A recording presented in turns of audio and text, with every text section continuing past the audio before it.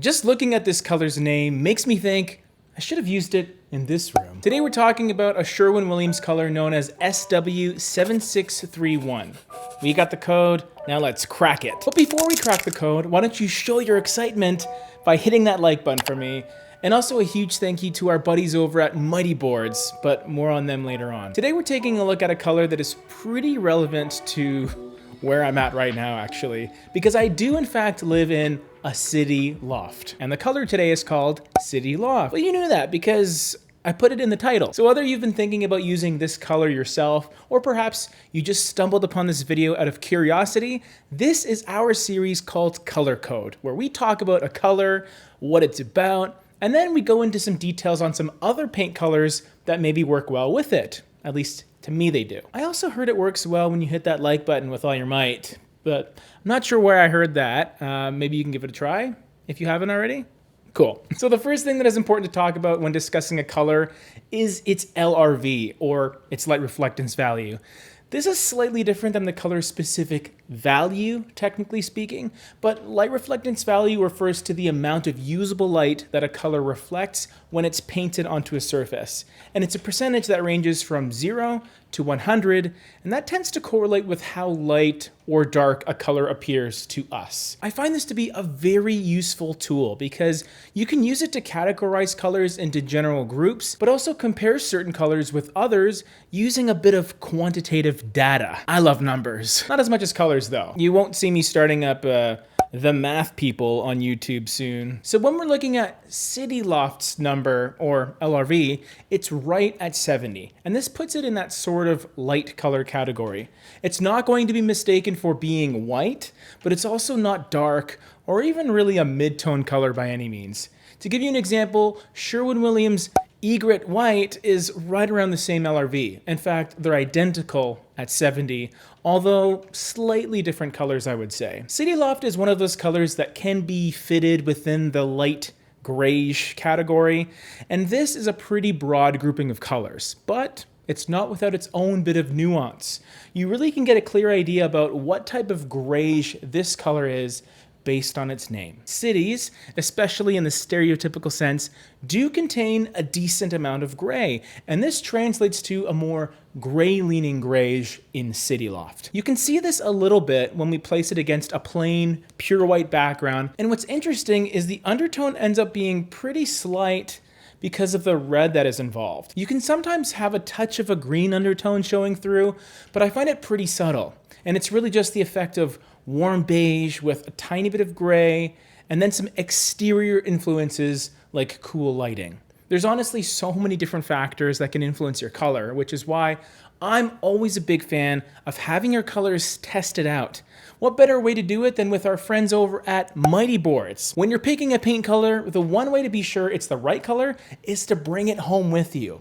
Not on some dinky little square inch color swatch, but on a large flexible paintable board that has the actual paint on it rather than a printed rendering of what the color should look like.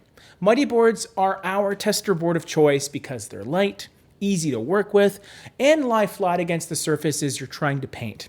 If you want more information on them, be sure to check out our link down below. The 3 color pairings I wish to offer to you are varied because I understand that a lot of you have different needs in your designs. So we're going to go with a light color, a medium one, and then a deep, dramatic color that will satisfy the people that are maybe looking for something a bit more bold. More bold than a color like City Loft, for example. The light color I want to start with has a lot of similarities to City Loft. It's also within that 70 to 80 LRV range, although this one is indeed lighter, but also comes through with a more apparent yellow creamy warmth. White Heron is a slightly more uplifting alternative to City Loft for anyone that doesn't want so much of a gray feel in their color. Not to say that City Loft is overly gray or depressing. I mean, my City Loft feels quite happy actually, but I just wanted to present another option for people that want something pretty similar, but maybe just a bit lighter and perhaps a bit more open and warm. For my mid-tone color choice, I went back into gray territory a little bit, but in a very rich, luxurious form. This one is a bit of a stretch for a mid-tone because its LRV is 21, making it a pretty dark color, but in person it's not going to be as bold as you would expect. The color is called mink, and it's very much a slate gray type of color with a little bit of a brown undertone, and this makes it sit really nicely with anything remotely taupe related. So that's the brownest of browns, the grayest of grays, and then kind of everything in between.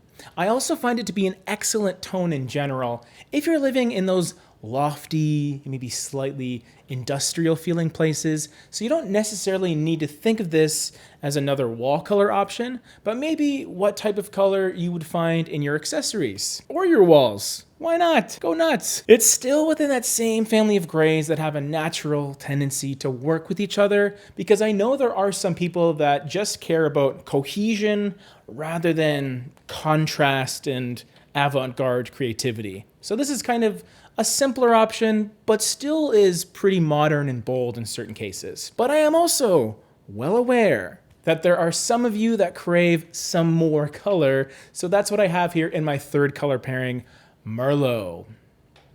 I'll admit, this is a little contrarian to what many people would recommend in perhaps a dark navy blue or a simple off black, but I like the idea of incorporating a color that I don't have to be as paranoid about when I spill my wine on it. I mean my balsamic vinegar, sorry. But seriously, I love this deep shade of plum with its beautiful mixture of purple and burgundy. And it's not exactly a color you'd see as often as charcoal gray, navy blue, or even my beloved deep hunter greens that I've been really digging lately. So it just kind of gives you an excuse to differentiate a little bit.